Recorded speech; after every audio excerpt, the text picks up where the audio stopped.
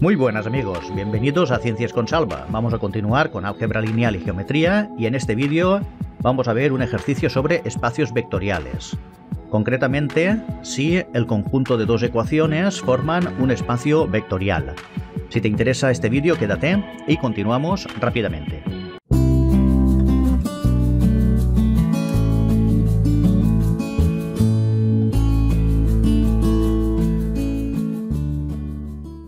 Muy bien, nos dicen determinar si el subconjunto S, que viene dado por todos los vectores de R3, tales que x1 menos x2, es decir, la primera componente menos la segunda componente, da 0, y x1 menos 2x2 más x3 es igual a 0 también, es decir, la primera componente menos dos veces la segunda componente más la tercera componente es 0. Viene por estas dos ecuaciones. Entonces tenemos que ver si forma un subespacio vectorial. Bien, por lo tanto, en este tipo de problemas lo primero que debemos hacer es ponernos las propiedades que se deben de cumplir para que esto sea un subespacio vectorial. Primero, si consideramos dos vectores, x e y, pertenecientes al subconjunto, entonces se tiene que cumplir la ley suma. Si sumamos x más y, nos debe dar un vector perteneciente a S. Y después, para todo x, es decir, para todo vector perteneciente a S, y para todo alfa, que es un escalar perteneciente a un cuerpo K, el cuerpo K puede ser cualquier número, cualquier cuerpo, tanto el de los números reales como el de los complejos, etc. Es decir, podríamos seleccionar cualquier cuerpo. Entonces se tiene que cumplir que alfa, por ese vector, tiene que pertenecer también a S. Eso se llama que el conjunto es cerrado bajo la ley suma y bajo la ley multiplicación. Muy bien, pues vamos allá. Primero, tenemos que comprobar la ley suma. Entonces, para todo vector x, los que llevan la componente x1, x2, x3, y para todo vector y sub 1, y sub 2 y sub 3, pertenecientes a S, se tiene que cumplir para la primera ecuación la ley suma. Entonces, la primera ecuación es esta de aquí arriba. Entonces, tenemos que poner que la suma de las componentes del vector resultante de sumar x1, x2, x3 a y1, y2 y 3 es x1 más y1, que sería esta parte de aquí, menos x2 más y2, que sería esta parte de aquí, y esto es igual a 0. Entonces ahora, separando las componentes x de las componentes y, tenemos que x1 menos x2 menos y1 menos y2 tiene que ser igual a 0. Entonces, como esta parte de aquí es igual a 0 y esta parte de aquí también es igual a 0, pues entonces 0 menos 0 es 0. Se cumple la ley suma para la primera ecuación. Vamos a ver la segunda ecuación. Tenemos exactamente lo mismo. Tenemos que sustituir en la ecuación número 2 la suma de los componentes de x más y. Entonces podemos poner esto, que x1 más y1, que sería la primera componente del vector suma, menos 2 veces x2 más y2, que sería la segunda componente del vector suma, más x3 más y3, que sería la tercera componente del vector suma, es igual a 0. Y hacemos lo mismo, separamos el vector x del vector y. Entonces hacemos x1 menos 2x2 más x3, más y1 menos 2y2 más y3. Como esto es igual a 0, y esto es igual a 0, por la propia definición de la propia ecuación, entonces 0 más 0 es 0. Entonces se cumple. Se cumple la ley suma para las dos ecuaciones. Por lo tanto, al cumplirse, pasamos a comprobar la segunda propiedad, que es la propiedad de la multiplicación. Muy bien. Esta propiedad, la propiedad de la multiplicación, se llama ley de composición externa, o ley del producto. Para todo vector, que vamos a llamar x, con componentes x1, x2 y x3, lógicamente perteneciente a S, y para todo alfa, cualquier escalar perteneciente a un cuerpo, el producto de alfa por ese vector tiene que pertenecer a S.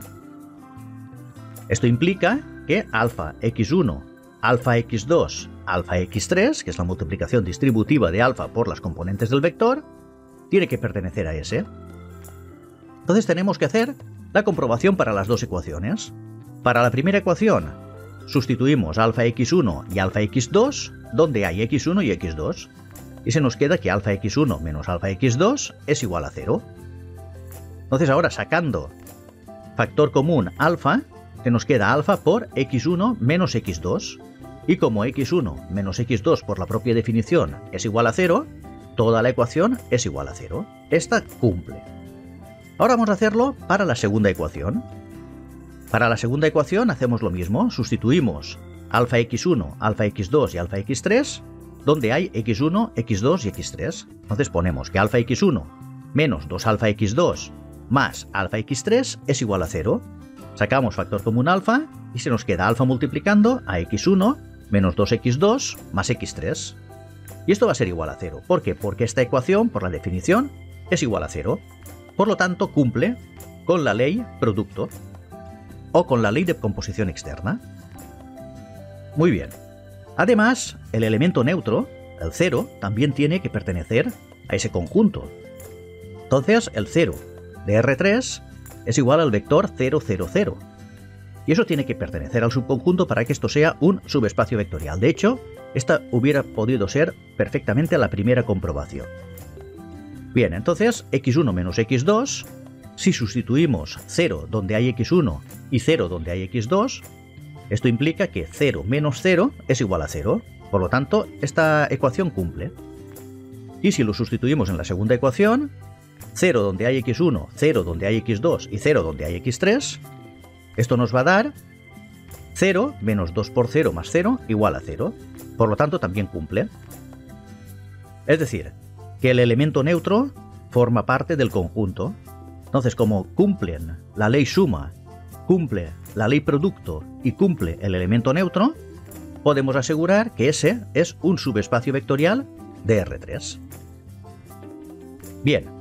Tener en cuenta que si alguna de las tres condiciones no se hubiera cumplido, esto ya no hubiera sido un subespacio vectorial. Bien, la representación gráfica es esta. Aquí tendríamos x1 menos x2 igual a 0 de azul y x1 menos x2 más x3 de rojo igual a 0. Entonces, cada ecuación representa un plano en R3 y los dos planos se cortan en una recta.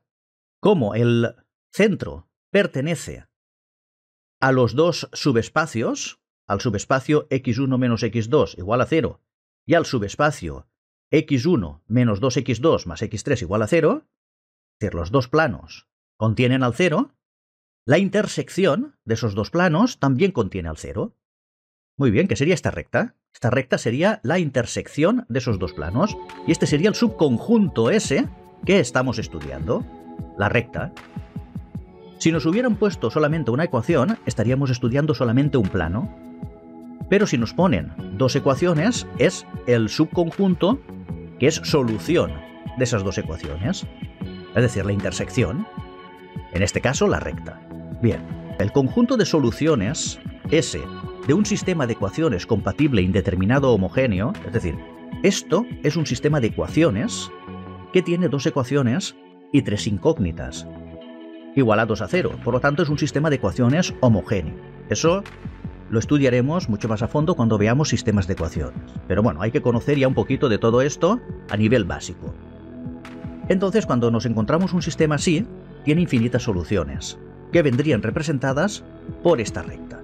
Bien, pues entonces, siempre un sistema de ecuaciones homogéneo, ¿vale?, indeterminado, que sea compatible indeterminado, es un subespacio vectorial. También hubiéramos podido realizar esta operación, establecer un valor alfa multiplicándolo por un vector x, más un valor beta multiplicándolo por un vector y esta operación tiene que pertenecer al subconjunto. Esto lo podéis hacer vosotros en un papel aparte. Esta es la condición necesaria y suficiente para que, si se cumple, sustituyéndolo en la ecuación correspondiente, sea un subespacio vectorial. Es una forma de hacerlo de una manera que posiblemente resulte más rápida. Pues bien, yo lo he hecho de una manera comprobando las tres propiedades, que se cumple la ley suma, que se cumple la ley producto para un vector y que el elemento neutro, el 0, esté también en ese subconjunto, y vosotros podéis probarlo haciendo esta operación. Muy bien, pues espero que se haya entendido, que tengáis claro el ejercicio este, que es un subespacio vectorial, Y si os ha gustado el vídeo, darle a me gusta, suscribiros al canal y nos vemos en el próximo vídeo. ¡Chao!